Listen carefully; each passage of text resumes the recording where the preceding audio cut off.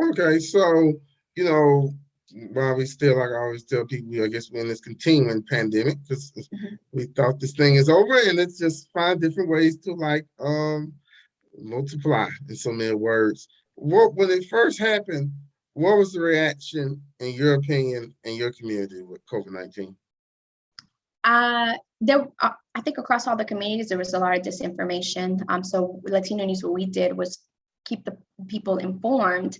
But what we did is that we strengthened the partnerships with the connections that we've had. I mean, we've been here 24 years, and we're very community based. So with that comes a network of different partnerships or connections of nonprofits, city individuals, health individuals.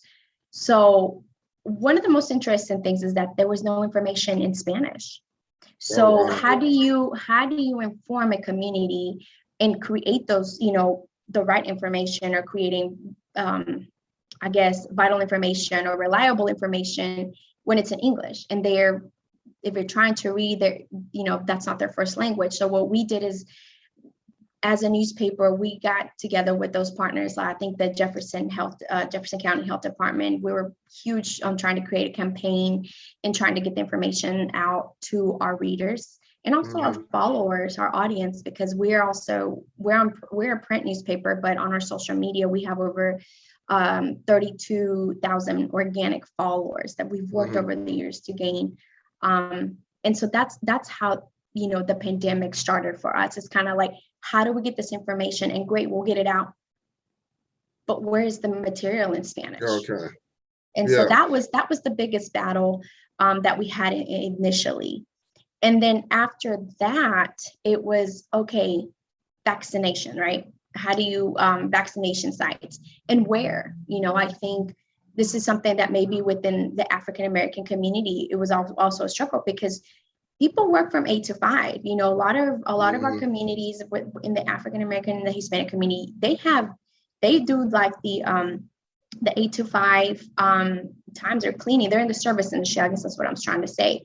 So if you're having a vaccine site from 8 to 12 every day, how successful is that, and how Mhm. accessible is it?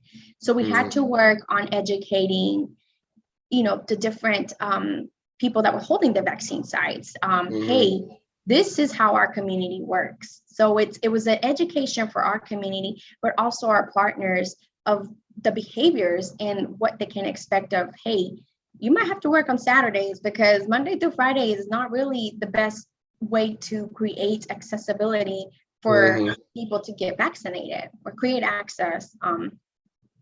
And so that was some of the things that we had to struggle with. And also letting people know, because when you go, some of the vaccine sites are like, pull out your insurance.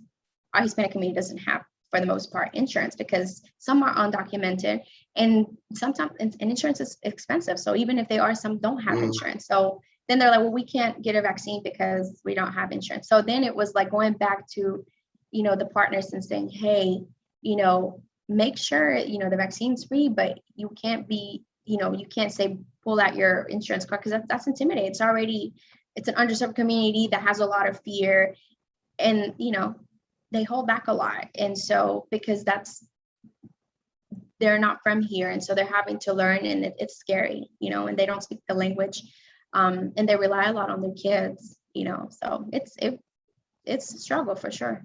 It was a Did struggle. you Well, I'm sorry to interrupt. Did you experience any hesitancy issues? Like in our community about the vaccine, was it different type of hesitancy issues in your community about whether or not to take it? It's actually been very interesting because the United States was one of the first countries that was like, here's the vaccines, let's start, Mhm. and I say first the countries comparing it to like the Latin American countries, that they had to wait a long time.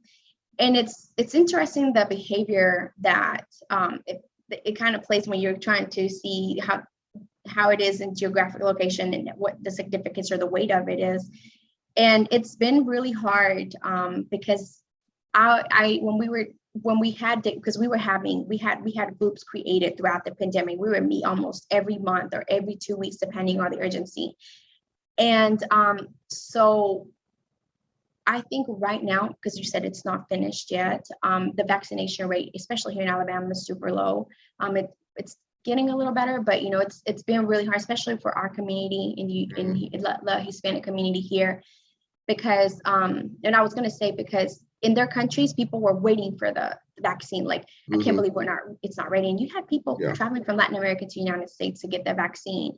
But then here, and I say here in Alabama, but that was also the behavior in other states where the Hispanic community was present.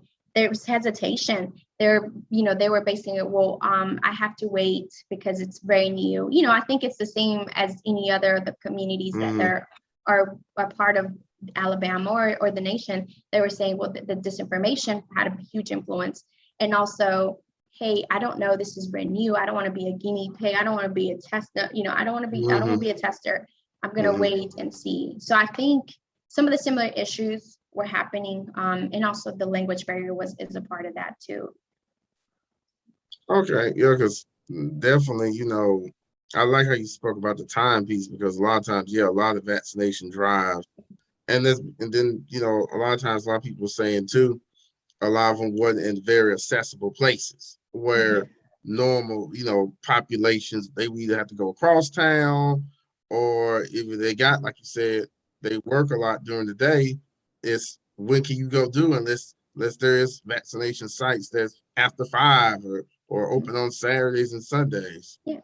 And some places were intimidating. So we had to come up with some, the people that were actually holding the vaccine sites, we would give them advice. It was more of, advising them of, here's how to reach the market, and these are locations. So like Legion Field was a great place where the Hispanics feel comfortable because they play soccer there. It's a part of, their I guess sports, or they're accustomed to going to like Legion Field because they've had soccer games. The national team has come and played. So it's something that's familiar, other the campaigns that we had to do, because I don't know what other communities did, but we had to work on, okay, how do we create more awareness?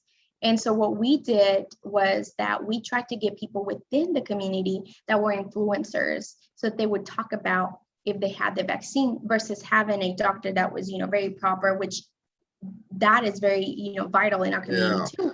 But I want somebody that I can relate to. And so let's say Juan, that is like the major DJ here, and I'm just giving an example, this is not a real person. And we brought him in and say, hey, help us promote why you think the vaccine, or why you got the shot and why you did it, so that you can create a little bit of familiarity for the community and create more of it, like, okay, if he's doing it, then I feel comfortable doing it, because it's not seeing the highly educated, knowledgeable, because if you see a doctor who's like, well, of course he's going to be pro because he is in the field, But if you see somebody that maybe is an influencer in the construction community, he has nothing, he'll say, I did it for my family or my grandmother because underlying conditions, etc.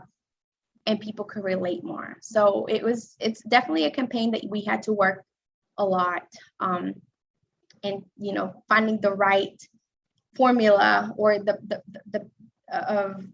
implementing the right formula so that it had a better success for the community to get back to what's Do you know what's happening in Birmingham? Find out now with the all-new What's Happening Birmingham app. Download today on Android, iPhone, and iPad for free. Get info on everything you need to know about local news, events, businesses, restaurants, and more. Visit our website, what'shappeningbirmingham.com, follow us on Twitter at HappeningBham, or call us at 205-538-4508. Download the What's Happening Birmingham app today. What's Happening Birmingham, your source for everything Birmingham.